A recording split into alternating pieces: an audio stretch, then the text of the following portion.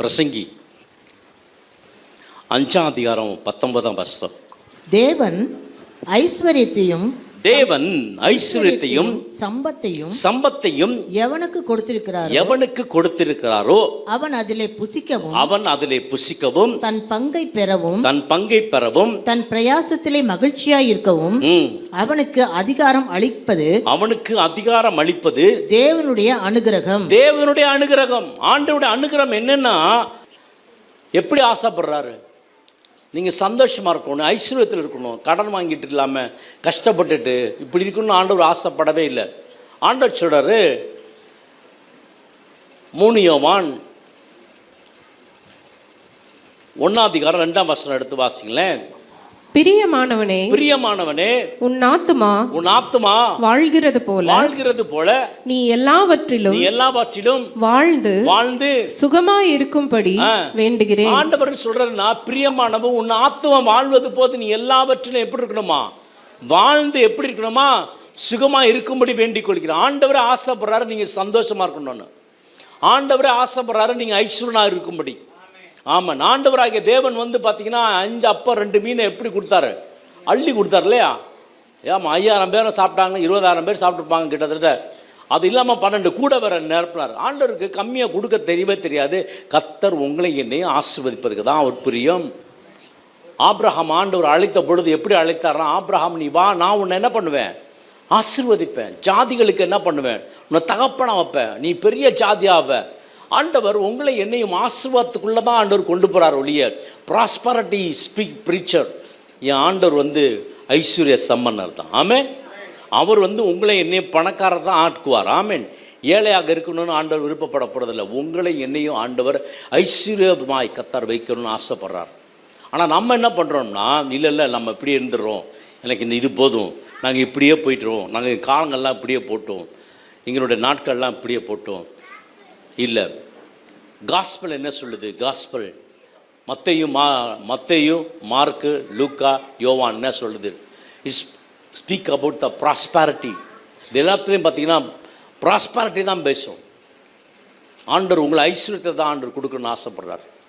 ஆண்டவரே உங்களுக்கு கொடுக்கணும்னு ஆசைப்படுறார். நீ என்ன பண்ணுற? இல்லை ஆண்டவரே, நான் அந்த ஓரத்தில் அந்த பாயில் உட்காந்துட்டு அப்படியே போயிட்டு வந்துடுறேன். இல்லை, சில சர்ச்செல்லாம் பார்த்தீங்கன்னா இது பாய் சேர் போட மாட்டாங்க. ஏன்னா நீங்கள் தரையில் தான் உட்காரணும், பாயை போட்டுருவாங்க. பாயை போட்டு பாயில் தான் உட்காரணும். ஏன்னா நீங்கள் ஆண்டவருக்கு முன்னாடி நீங்கள் என்னன்னா, நீங்களாம் சாதாரண ஆள். ஆண்டவர் சொல்கிறார், என் பக்கத்தில் எனக்கு உனக்கு சிங்காசனம் உனக்கு போட்டிருக்காண்டா, நீ அங்கேருந்து உட்காரு அப்படின்னு இருக்காரு. ஆமாம், இருக்கா இல்லையா? எபேசியர் 2:7-8 படிச்சுக்கலாம், 10 இருக்கும். அவர் என்ன சொல்வார்னா, சிங்காசனத்தை நான் வச்சுருக்கேன் உனக்கு, நீ அங்கே வந்து உட்காருடா, நீ தரையிலையே உட்கார. இல்லை ஆண்டவர், நான் தரையிலே உட்காந்துக்கிறேன். நீங்கள் என்ன நினைக்கிறீங்களோ அந்த தான் ஆண்டவர் கொடுப்பார். ஆண்டவர் உங்களை ஆசீர்வதிக்கணும்னு நினைச்சார்னா நிச்சயமாக ஆசீர்வதிப்பார். அதுக்காக தான் சிலுவையில் அவர் தரித்திரராகி நம்மளை என்னவாக்கிட்டாரு?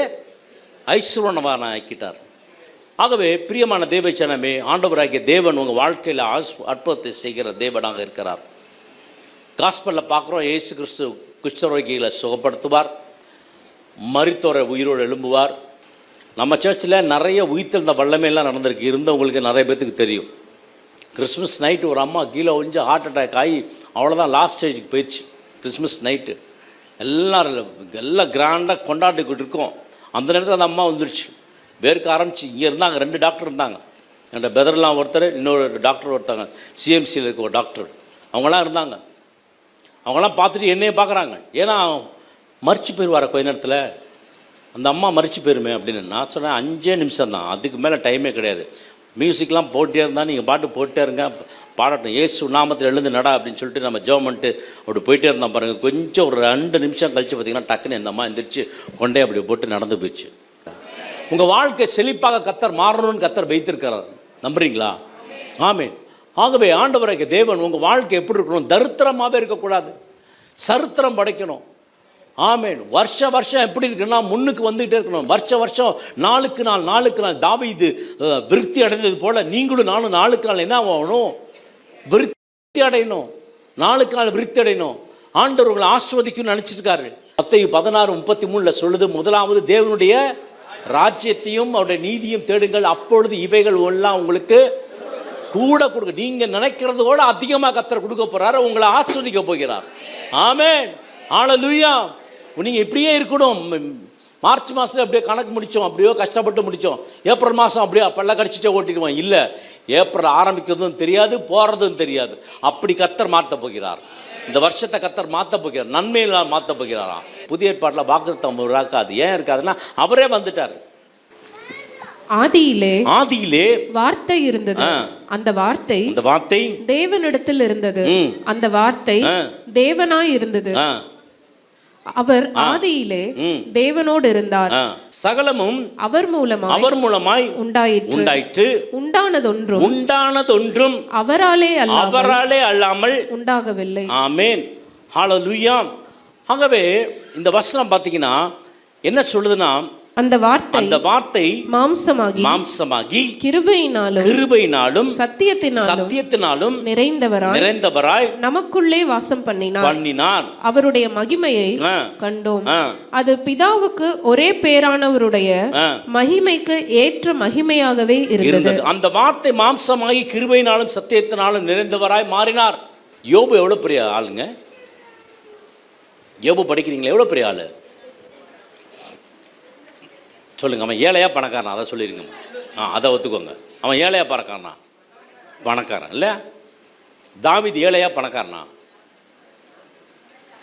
அவன் ஏழையா இருந்தான். அப்புறம் என்ன ஆயிட்டான்? அது மாதிரி தான் கர்த்தர் உங்களை என்னையே மாற்றுவார். நம்புறவங்க ஆமென் சொல்லுங்க. ஆமென். உங்களை மாற்றிட்டே இருப்பார். ஆகவே கர்த்தர் உங்களை பிரகாசக்க பண்ணுவார், உங்களை மகிமைப்படுத்த போகிறார். ஆண்டவர் வார்த்தையை நம்புங்க. ஆண்டோட வார்த்தை இருக்கு, இயேசு நல்லவர், அவர் கிருபை என்றும் உள்ளது. இயேசு எனக்காக மரித்தார், இயேசு எனக்காக பிறந்தார், இயேசு எனக்காக உயிர்த்தார், இயேசு எனக்காக அடிக்கப்பட்டார், இயேசு எனக்காக சிலுவையில் கொல்லப்பட்டார், இயேசு எனக்காக 3ஆம் நாள் உயிரோடு எழுந்தார். இதை சொன்னீங்கன்னா தான் ஐஸ்வர்யம். ஆமென். எதை சொன்ன ஐஸ்வர்யம் தெரியுமா? அவருடைய காஸ்பல், அதாவது கோ அண்ட் டிஸ்பெல் தான் காஸ்பல். நற்செய்தி, நல்ல செய்தி. நல்ல செய்தி எது தெரியுமா? இயேசு உங்களுக்காக எனக்காக பிறந்தார், உங்களுக்காக எனக்காக மரித்தார், உங்களுக்காக எனக்காக உயிர்த்தார், உங்களுக்காக எனக்காக இன்றும் பரலோகத்தில் பிரதான ஆசாரியாக இருக்கிறார். ஆமென், ஹல்லேலூயா. ஆனால் முதலாவது என்ன தேடணும்? தேவனுடைய. ஆமாம். அப்புறம் மெய்தெல்லாம் ஆட்டோமேட்டிக்காக வரும். அதான் இப்போ பேங்க்கில் கூப்பிடுவாங்க, அதுக்கப்புறம் கலெக்டர் ஆஃபீஸில் கூப்பிடுவாங்க, அதுக்கப்புறம் அங்கே கூப்பிடுவாங்க, இங்கே கூப்பிடுவாங்க. நீங்கள் பார்த்து எதில் போகிறீங்களோ அங்கே போகணும். அப்படி கர்த்தர் உங்களை உயர்த்துவார். நம்புறீங்களா?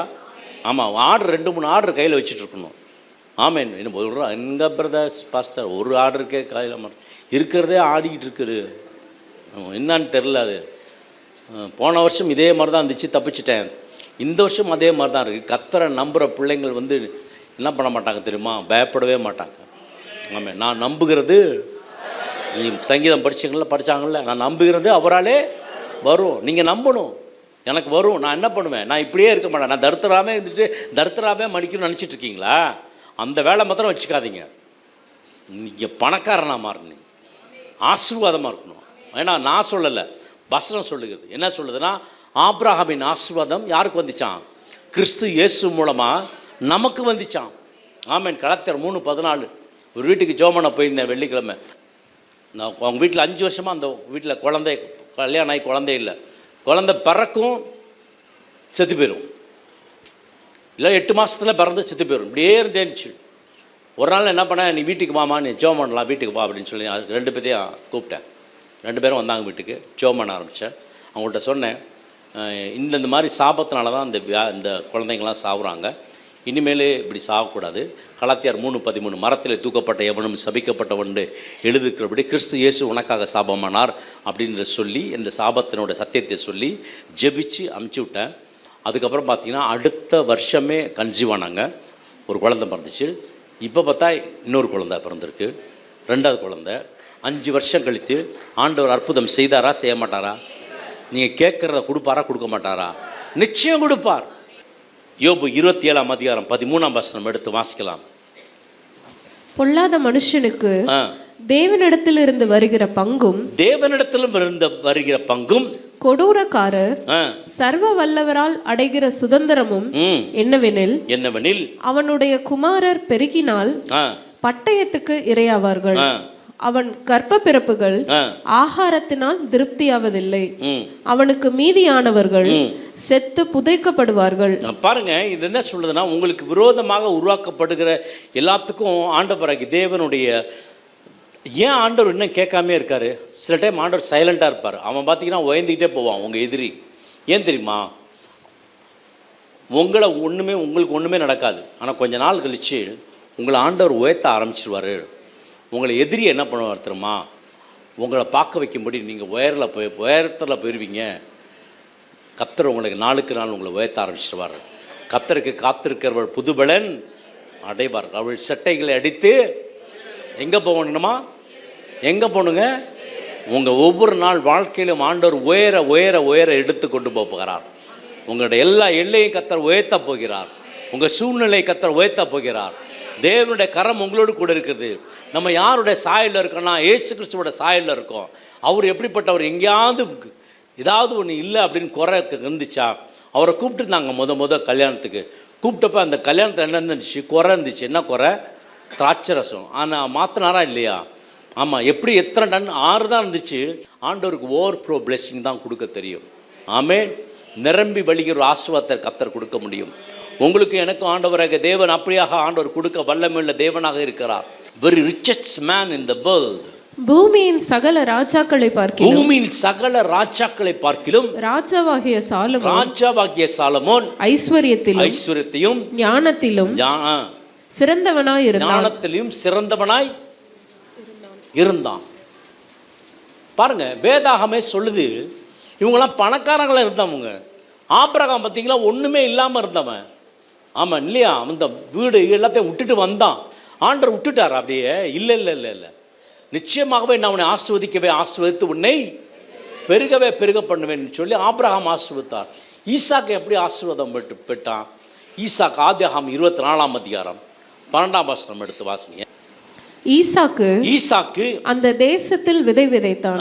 கர்த்தர் அவனை ஆசீர்வதித்ததனால் அந்த வருஷத்தில் 100 மடங்கு பலன் அடைந்தான். ஆமா, ஈசாக்கு அந்த தேசத்தில் விதை விதைத்தான். எந்த தேசம்? பெலிஸ்தர் தேசத்தில் இருக்கான்.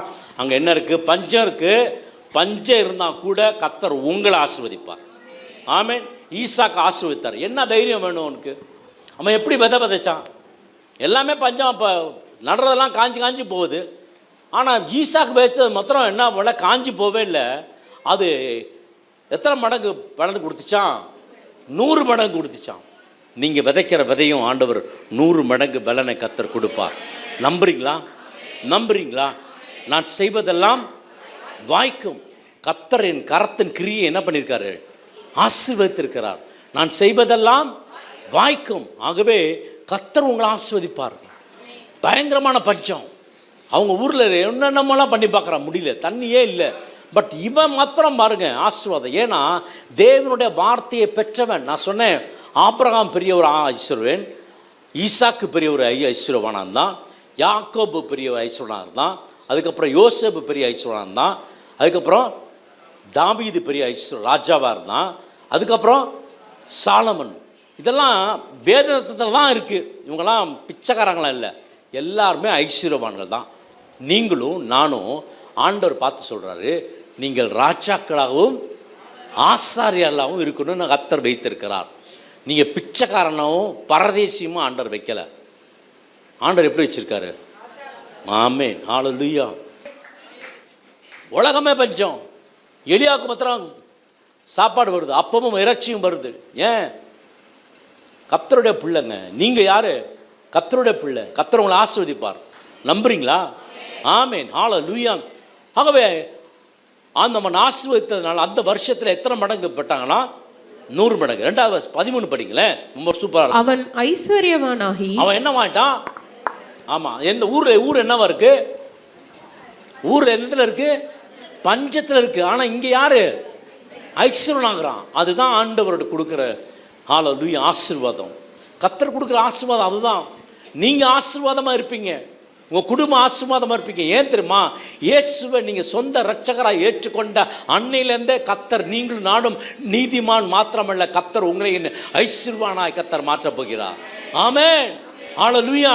இந்த பூமியில் என்ன வேணும், இந்த வீட்டில் என்ன வேணும், உங்கள் குடும்பத்துக்கு என்ன வேணும், உங்கள் பிள்ளைகளுக்கு என்ன வேணும், எல்லாருக்கும் ஆண்டவர் அறிந்திருக்கிற தேவன். ஆண்டவர் உங்களுக்கு பார்த்து பார்த்து அவர் செய்வார். ஒரு 15ஆம் வசனம் எடுத்து வாசிக்கலாம். அவன் தகப்பனாகிய ஆபிரகாமின் நாட்களில் அவனுடைய வேலைக்காரர் வெட்டின துறவுகளை எல்லாம் தூர்த்து மண்ணினால் நிரப்பி போட்டார்கள். அபிமெலேக்கு ஈசாக்கை நோக்கி, நீ எங்களை விட்டு போய்விடு, எங்களை பார்க்கிலும் மிகவும் பலத்தவனானாய் என்றான். ஆமா, ஒரு ராஜா சொல்றாரு, ஒரு தனி மனிதனை பார்த்து சொல்றாரு, நீ எங்களை விட்டு என்ன பண்ணிரு, போயிரு. ஏன்னா நீ எங்களோட என்ன ஆயிட்ட, பலத்து போயிட்ட. எப்படிங்க ஒரு ராஜாவை கவுக்கிறதுக்கு முடியும்? ஆமென். ஆகவே கர்த்தர் ஆசீர்வதிப்பாருங்க. ஆனால் ஒரு நாள் கூட தானியேல் வந்து, ஆண்டவரே அந்த சிங்கத்தை எப்படியாவது சாவடிச்சிருங்க ஆண்டவரே, நான் ஜெபம் பண்ணுறேன், இயேசு நாமத்தை செத்துப்போ சிங்கமே அப்படின்னு ஜெபம் பண்ணாரா? இல்லை. சாத்ராக் மேஷாக்கு என்னைக்காவது ஒரு நாள் அந்த அக்கினியெல்லாம் இயேசு நாமத்தில் அணைஞ்சு போட்டோம், அணையட்டுமே அப்படின்னு சொன்னாரா? இல்லை. அதை பற்றி அவங்க பேசவே இல்லை. சிங்கத்தை பற்றி தானியேல் பேசவே இல்லை, மறந்துட்டார். யாரை தான் பார்த்தார் தெரியுமா? ஆண்டவர் தான் பார்த்தார். பிரச்சனையை பார்க்காதீங்க, ஆண்டவரை பாருங்க. ஆண்டவர் உங்களுக்கு ஆசீர்வாதத்தை கொடுப்பார். ஆமென். ஹல்லேலூயா. சிங்க நெருப்பில் போட்டோன்னே உடனே செத்து போவாங்கன்னு நினச்சாங்க. இல்லை, அவன் சாவலை. அவன் விழாவ ஆரம்பிச்சிட்டான், நடக்க ஆரம்பிச்சிட்டான். கர்த்தர் நீ தண்ணீரை கடக்கும்போது அவர் உங்களோடு கூட இருப்பார். நீங்கள் ஆறுகளை கடக்கும் பொழுது அவைகள் உங்கள் மேலே என்ன செய்யாது, புரளாது. அக்கினி என்ன பண்ணாது, பற்றாது. அக்கினி ஜுவாலை உங்களை என்ன செய்யாது, வேகாது இருக்கும்படி கர்த்தர் வைப்பார். ஆமென். அதுதான், இதெல்லாம் இருக்கும். ஆனால் உங்களை மாத்திரம் ஆண்டவர் ஸ்பெஷலாக பாதுகாப்பார். நம்பர் ஒரு ஆமென் சொல்லுங்களேன். ஹல்லேலூயா. ஆகவே அவங்க தகப்பன் செஞ்சதெல்லாம் செஞ்சு பார்த்தாரு, எல்லாத்தையும் இடிச்சு போட்டாங்க. அப்போ அபிமெலேக்கு வந்து சொல்கிறான், எங்களை பாட்டு நீ என்ன பண்ணிட்ட, பலத்து போயிட்ட, நீ ஆனால் புறப்பட்டு போ அப்படின்றான். அப்பொழுது ஈசாக்கு அவ்விடம் விட்டு புறப்பட்டு, 17 படிங்க. அப்பொழுது ஈசாக்கு அவ்விடம் விட்டு புறப்பட்டு கேராரின் பள்ளத்தாக்கிலே கூடாரம் போட்டு அங்கே குடியிருந்து தன் தகப்பனாகிய ஆபிரகாமின் நாட்களில் வெட்டினவைகளும் ஆபிரகாம் மரித்த பின் பெலிஸ்தர் தூர்த்து போட்டவைகளுமான துறவுகளை மறுபடியும் தோண்டி தன் தகப்பன் அவைகளுக்கு இட்டிருந்த பெயர்களின்படியே அவைகளுக்கு பெயரிட்டான். அவங்க அப்பா என்ன செஞ்சாரோ அதே செஞ்சான். அதான் தொழில். அவங்க அப்பா என்ன தொழில் செஞ்சாரோ அதே தொழில் செஞ்சான். ஆனால் தொழிலில் ப்ராஃபிட் இருந்துச்சா? அப்பா செஞ்ச தொழிலில் பையன் செஞ்சான், அதில் ப்ராஃபிட் இருந்துச்சா? இல்லை. உங்களுக்கு ஒரு அபிஷேகம், உங்கள் அப்பாவுக்கு ஒரு அபிஷேகம், உங்கள் பிள்ளைகளுக்கு ஒரு அபிஷேகம். உங்கள் அபிஷேகம் உங்களோட உங்கள் பிள்ளைகளுக்கு இன்னும் அதிகமாக இருக்கும். நீங்கள் செபிக்கிறதுனால உங்களை விட உங்கள் பிள்ளைகளுக்கு தான் அதிகமாக ஆண்டவர் அபிஷேகத்தை கொடுப்பா. ஹல்லேலூயா. ஆகவே பாருங்கள், ஆபிரகாம் இருந்தார். ஆனால் ஆபிரகாம் எந்த ஒரு ஆசீர்வாதத்தையும் சுதந்திரித்த மாதிரி இல்லை. ஆனால் அவனுடைய சந்ததி என்ன பண்ணிச்சு, நான் சுதந்திரிக்க ஆரம்பிச்சு. எனக்கு பிரியமான தேவச்சனமே, இன்றைக்கும் ஒருவேளை உங்களுக்கு நீங்கள் எதுவுமே சேர்த்து வைக்காமல் இருந்திருக்கலாம், எதுவுமே உங்கள் பிள்ளைகளுக்கு வைக்காமல் இருந்திருக்கலாம். ஆனால் நீங்கள் ஜெபம் பண்ணி ஆண்டவர் சமூகத்தில் வந்து இருக்கீங்க பார்த்தீங்களா? இதனாலவே கர்த்தர் உங்களையும் உங்கள் பிள்ளைகளை கர்த்தர் ஆசீர்வதிப்பார். வேதம் அதைத்தான் சொல்லுது. ஆண்டவர் 1000 தலைமுறைக்கும் விசாரிக்கிறவர். ஆமென். இயேசு கிறிஸ்துவை வச்சுட்டு போனால் போதும், அவர் வழி நடத்துவார், அவர் பாதுகாப்பார், அவர் நடத்துவார். ஆமென். ஹல்லேலூயா. கேராரூர் மேய்ப்பர் இந்த தண்ணீர் தங்களுடையது என்று சொல்லி ஈசாக்குடைய மேய்ப்பருடனே வாக்குவாதம் பண்ணினார்கள். அவர்கள் தன்னோட வாக்குவாதம் பண்ணினபடியால் அந்த துறவுக்கு ஏசேக்கு என்று பெயரிட்டார். ஒரு பேர் வச்சான், ஏசேக்குன்னு வச்சான். ஆனால் அவனால் நிம்மதியாக வாழ முடியல. சில பேர்த்துக்கு சம்பளம் நிறைய இருக்கும், ஆனால் ஒர்க்கு ப்ரெஷர் ஜாஸ்தி இருக்கும். 1.5 லட்ச ரூபா 1 லட்ச ரூபா சேலரி இருக்கும். அந்த 1 லட்ச ரூபா நீங்கள் வாங்குறதுக்குள்ளே உங்களை போட்டு புளிஞ்சு எடுத்துருவாங்க. பார்வோனுடைய ஆவி என்னன்னா, புளிஞ்சு எடுத்துட்டு சம்பளம் கொடுப்பான். இது ஒரு பிசாசோட வேலை, அடிமைத்தனம் பண்ணுறது. ஆனால் ஆண்டவர் எப்படின்னா, கொஞ்சம் வேலை நிறைய சம்பளம். நல்லா இருக்குல்ல? கொஞ்சம் வேலை, இதுதான் ஆண்டவர் கொடுப்பாருங்க. ஆமென். ஹல்லேலூயா. எங்கெங்கே வாக்குவாதம் இருக்கலாம் அங்கெல்லாம் இருக்காதீங்க. எங்கெங்கே உங்களை பற்றி பேசுகிறாங்களோ, உங்களை பற்றி தவறாக யாராவது சொன்னாங்களோ, டோன்ட் பாதர் அபவுட். ஈசாக்கு அதை பற்றி கவலைப்படவே இல்லை. படா அப்படின்னு போயிட்டான், ஏசேக்குன்னு சொல்லிட்டு போயிட்டான். அந்த இடத்துல போய் என்ன பண்ணான், திருப்பி போய் என்ன பண்ண ஆரம்பித்தான், வேறு ஒரு துறவு வெட்ட ஆரம்பித்தான். வேற ஒரு துறவு வெட்டினேன்னு அங்கேயும் என்ன வந்துச்சு, தண்ணி வந்துச்சா இல்லையா? உங்கள் கரம் ஆஸ்வதிக்கப்பட்டிருந்தா அது காஞ்சி போன இடம் இருந்தாலும் கர்த்தர் உங்களை ஆஸ்வதிப்பார். ஆமென், ஹல்லேலூயா. ஆமாம், எல்லா இடத்துலையும் நன்மை கிடைக்கிறப்ப ஆண்டவருக்கு நன்றி சொல்லுவோம். ஆனால் எதுவுமே கிடைக்கலன்ற நேரத்தில் ஆண்டவருக்கு என்ன செய்யணுமா, எல்லா வேலையிலும் கர்த்தரை என்ன பண்ணுமா, ஸ்தோத்தரிக்கணும். கர்த்தரை நான் காலத்திலும் ஸ்தோத்தரிப்பேன். நம்ம சர்ச்சில் ஒருத்தவங்க இருந்தாங்க, அவங்க கேன்சரில் இருந்தாங்க, பிரெயின் கேன்சர், அதுக்கப்புறம் பிரெஸ்ட் கேன்சர், அதுக்கப்புறம் பார்த்திங்கன்னா கை ஃபுல்லாக இந்த கை, ஒரு கை வந்து யானையோட துதிக்கை இருக்கிற மாதிரி இருக்கும், அவ்வளோ பெருசாக இருக்கும், பெரிய கை உள்ள அவ்வளோ நியூம்பரபிள்ஸ், எத்தனையோ கட்டிகள், நிறைய கட்டிகள் இந்த கை ஃபுல்லாக. கையை இப்படி தான் வச்சுருப்பாங்க, படுக்க முடியாது, தூங்க முடியாது, படுத்து ரொம்ப நாள் ஆச்சு, இப்படியே உட்காந்துட்டு தான் தூங்குவாங்க. பட் ஆனாலும் அந்த நேரத்துக்குள்ளே நான் அவங்க வீட்டுக்கு அடிக்கடி போவேன், ஜெபம் பண்ண. அவங்க அடிக்கடி நான் ஜெபம் பண்ணுறப்பெல்லாம் அவங்க சொல்லுவாங்க, ஜீசஸ் இஸ் குட், ஆண்டவர் ரொம்ப நல்லவர், கர்த்தர் நல்லவர். அதுதான் சொல்லுவாங்களே ஒழிய ஒரு நாள் கூட கோச்சிக்கவே இல்லைங்க. எல்லா நாளும் is good, Jesus Christ is good, அவர் ரொம்ப நல்லவர். அவ்வளோ வலி வேதனை இருக்கும், ஆனாலும் அந்த வேதனையில் ஆண்டவர் நல்லவர் நல்லவர் நல்லவர். நான் அதை பார்த்து ஆச்சரியப்பட்டிருக்கேன். கடைசியில் அவங்க மறிச்சிட்டாங்க. அப்போ அந்த இடத்துல கேட்டாங்க, ஜெபம் பண்ணுங்க பாஸ்டர், ஜெபம் பண்ண. மனுஷோட வாழ்க்கை அவ்வளோதான், கொஞ்ச நாள் தான் இருக்கும். அந்த கொஞ்ச நாளுக்குள்ளே ஆண்டவருக்காக ஏதாவது செய்யுங்க, அப்போ தான் தேவனோட ராஜ்யத்துக்குள்ளே போக முடியும். அதனால தான் சொல்கிறேன், நீங்கள் பணக்காரங்கள்னு. நம்ம இங்கே வேணால் ஏழையாக இருக்கலாம், ஆனால் பரத்தில் உங்களுக்கும் எனக்கும் கொடுக்குற இடமே வேறு. ஆமென், ஹல்லேலூயா. யோபு மாதிரி சொல்லிடாதீங்க, கர்த்தர் கொடுத்தார் கர்த்தர் எடுத்துக்கொண்டார்னு சொல்லாதீங்க. அவனுக்கு அன்னைக்கு இயேசு கிறிஸ்து இல்லை, இன்றைக்கி உங்களுக்கு எனக்காக ஆண்டவராக இயேசு கிறிஸ்து இருக்கிறார். உங்களுக்காக பரிந்து பேச இருக்கிறார், உங்களை உயர்த்துவதற்கு இருக்கிறார், உங்களை சுகப்படுத்த இருக்கிறார், உங்களை ஆசீர்வதிக்க இருக்கிறார். ஆமென், ஹல்லேலூயா. வசனம் சொல்லுகிறது, யோபு 42:2 படித்து பாருங்கள். அவர் சகலத்தையும் அதன் காலத்தில் நேர்த்தியாய் செய்து முடிப்பவர். அவர் செய்து முடிப்பாருங்க. அவர் உங்களுக்காக செய்வார், உங்களுக்காக யுத்தம் பண்ணுவார், உங்களுக்காக வழக்காடுவார். ஏன் தெரியுமா? நீங்கள் மேலே வரணும். ஏன் தெரியுமா? கர்த்தர் உங்களை ஆசீர்வதிக்கணும். ஏன் தெரியுமா? கர்த்தர் நாளுக்கு நாள் உங்களை திருப்திப்படுத்தணும். நீங்கள் ஆண்டோடு கூட இணைந்திருக்க தேவனோடு கூட செபிக்க ஆண்டோட வார்த்தை உங்களுக்குள்ளே இருக்க கர்த்தர் உங்களை ஆசீர்வதிக்க ஆரம்பிப்பார். 22ஆம் வசனம் எடுத்து வாசிக்கலாம். பின்பு அவ்விடம் விட்டு பெயர்ந்து போய் வேறொரு துறவை வெட்டினான். அதை குறித்து அவர்கள் வாக்குவாதம் பண்ணவில்லை. அதை குறித்து என்ன செய்யலையா? ஆமா, வாக்குவாதம் பண்ணலன்னு சொன்ன உடனே அப்பொழுது அவன், நாம் தேசத்தில் பழுகும் படிக்கு இப்பொழுது கர்த்தர் நமக்கு இடம் உண்டாக்கினார் என்று சொல்லி அதற்கு ரெஹபோத் என்று பெயரிட்டான்.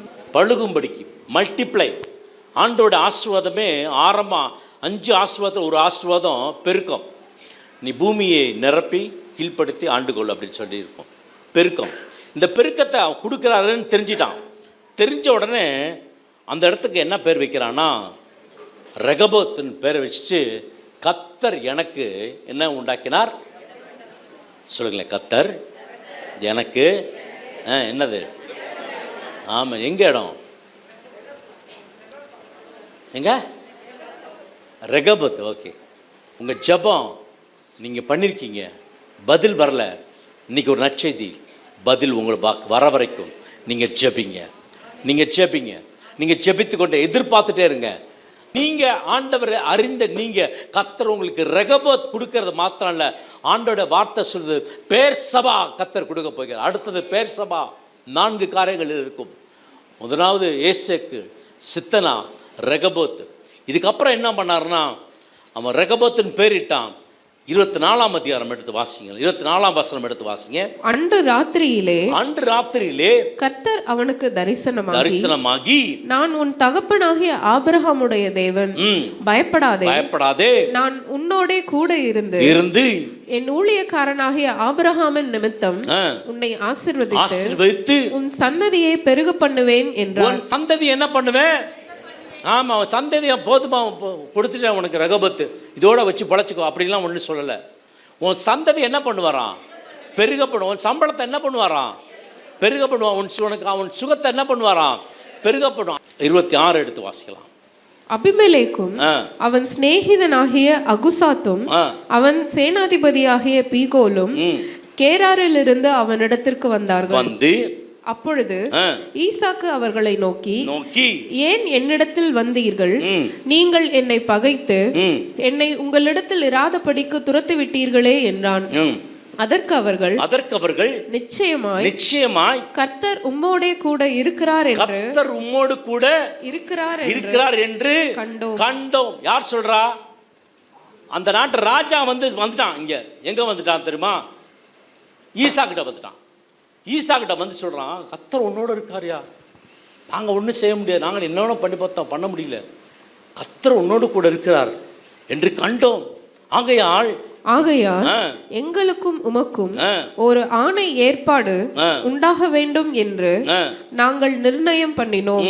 நாங்கள் உம்மை தொடாமல் நன்மையை உமக்கு செய்து உம்மை சமாதானத்தோட அனுப்பிவிட்டது போல நீரும் எங்களுக்கு தீங்கு செய்யாதபடிக்கு உம்மோடே உடன்படிக்கை பண்ணிக்கொள்ள வந்தோம். நீர் கர்த்தரால் ஆசீர்வதிக்கப்பட்டவராமே என்றார்கள். நீ கர்த்தரால் ஆசீர்வதிக்கப்பட்டவராமே. உங்களை பார்த்து சொல்லுவாங்க, அந்த சகோதரியா அவங்க அல்லேலூயா கூட்டத்தில் சேர்ந்துட்டாங்க, அவங்க கர்த்தரால் ஆஸ்வதிக்கப்பட்டவர்கள். ஓ, அவங்களா கர்த்தரால் ஆஸ்வதிக்கப்பட்டவர்கள், நீங்களா கர்த்தரால் ஆஸ்வதிக்கப்பட்டவர். அவங்க சொல்றாங்க, நீ கர்த்தரால் ஆசீர்வதிக்கப்பட்டவராமே என்றார்கள். இப்படி தான் அவங்கள பார்த்து சொல்லுவாங்க. ஆமே, இதெல்லாம் உடனே வரல. அவன் வாழ்க்கையில் என்ன வந்துச்சு தெரியுமா? இயேசுக்கு வந்துச்சு. அவன் வாழ்க்கையில் என்ன வந்துச்சு? சித்தனா வந்துச்சு. ஆமேன், ஹல்லேலூயா. ஆகவே பிரியமான தேவ ஜனமே, வசனம் சொல்லுகிறது, அவன் அவர்களுக்கு விருந்து பண்ணினான், அவர்கள் புசித்து குடித்தார்கள். அதிகாலையில் எழுந்து ஒருவருக்கொருவர் ஆணையிட்டு கொண்டார்கள். பின்பு ஈசாக்கு அவர்களை அனுப்பிவிட்டான். அவர்கள் அவனிடத்தில் இருந்து சமாதானத்தோட போய்விட்டார்கள். எப்படி போனாங்களா? முதல் சண்டை போட்டாங்க, இப்ப எப்படி போயிட்டாங்க?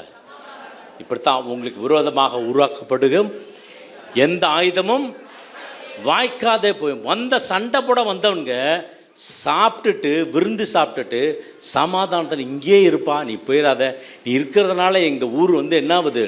செழிப்பாக இருக்குது. அதனால் நீங்கள் இருக்கிறதுனால தான் எங்கள் வீடு ஆசீர்வாதமாக, நீ இருக்கிறனால தான் எங்கள் கடை நல்லா ஓடுது, நீ இருக்கிறனால தான் எங்கள் ஆஃபீஸ் நல்லா போகுது, நீ இருக்கிறனால தான் எங்கள் குடும்பம் நல்லா இருக்கு, நீ இருக்கிறனால தான் எங்கள் பிள்ளைகள் நல்லா படிக்கிறாங்க. ஆமென்.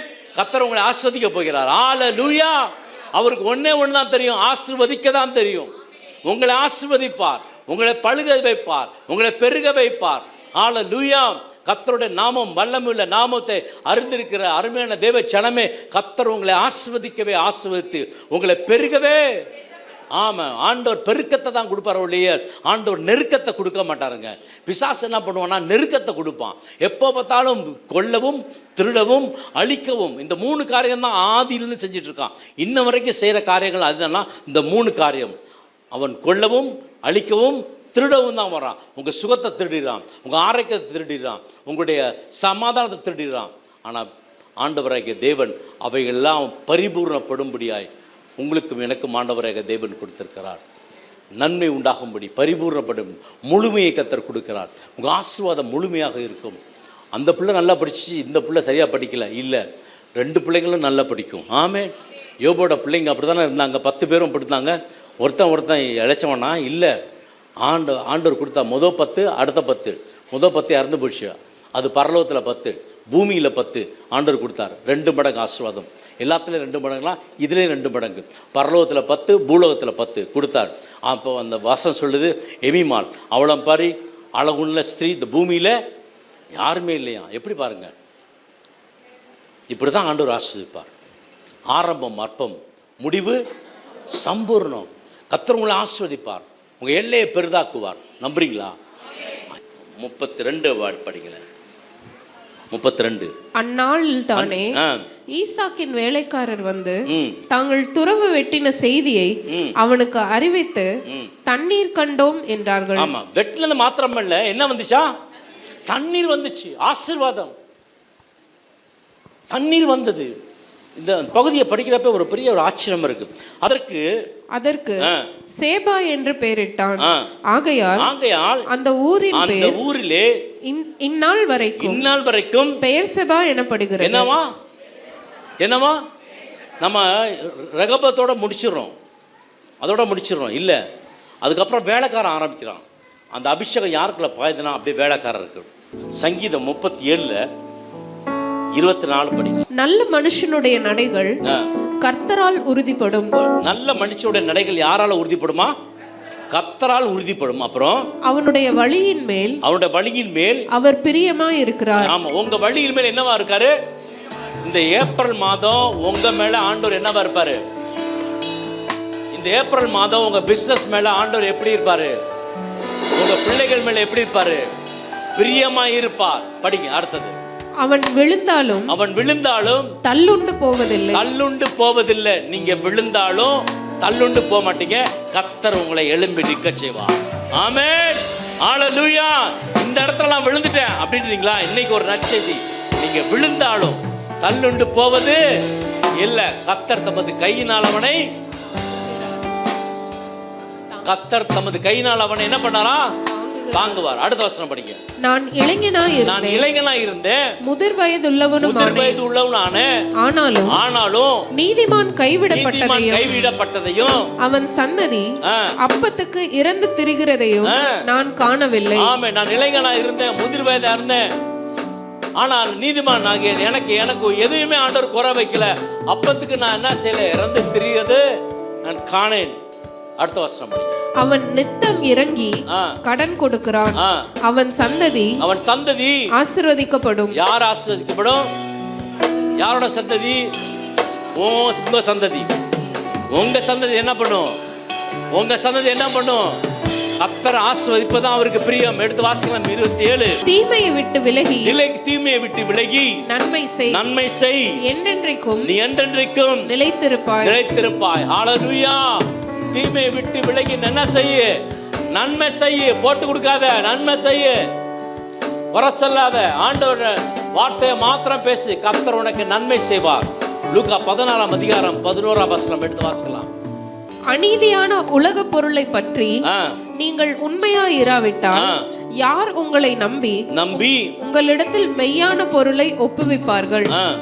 வேறொருவனுடைய காரியத்தில் நீங்கள் உண்மையுள்ளவர்களாய் இராவிட்டால் உங்களுக்கு யாதொன்றை சொந்தமாக கொடுப்பவர் யார்? ஆனால் ஆண்டவர் எதிர்பார்க்கிறது என்னன்னா உண்மை. God is expecting. உண்மை ஆண்டவர் எதிர்பார்க்கிறார். 37:18. உத்தமர்களின் நாட்களை கர்த்தர் அறிந்திருக்கிறார். உத்தமனின் நாட்களில் கர்த்தர் அறிந்திருக்கிறார். அவர்கள் சுதந்திரம் என்றென்றைக்கும் இருக்கும். அவர் சுதந்திரம் எப்படி இருக்குமா? என்றென்றைக்கு இருக்கும். ஈசாக்கு எப்ப விதை விதைச்சான்? பஞ்ச காலத்துல விதை விதைச்சான். அது அவனுக்கு நன்மையா இருந்துச்சு. 100 மடங்கு ஆசீர்வாதத்தை கொடுத்த அதே ஆசீர்வாதம் உங்களுக்கும் ஆண்டவர் தம்முடைய நல்ல பொக்கிஷ சாலை வானத்தை திறந்து இடம் கொள்ளாமல் போக மட்டும் கர்த்தர் கொடுப்பார். நீங்களும் நாளுக்கு நாள் பெரிய மனுஷன் ஆவீங்க. கர்த்தர் உங்களுடைய சூழ்நிலை கர்த்தர் மாற்றி அமைப்பார். தரித்திரம் உங்களை விட்டு ஓடி போகும். கடன் உங்களை விட்டு ஓடி போகும். வியாதி உங்களை விட்டு ஓடி போகும். பிரச்சனைகள் போராட்டம் ஓடி போகும். கர்த்தர் உங்களுக்கு நன்மை செய்வார். ஆமென், ஹல்லேலூயா. ஜெப தேவைக்கு 9894913619.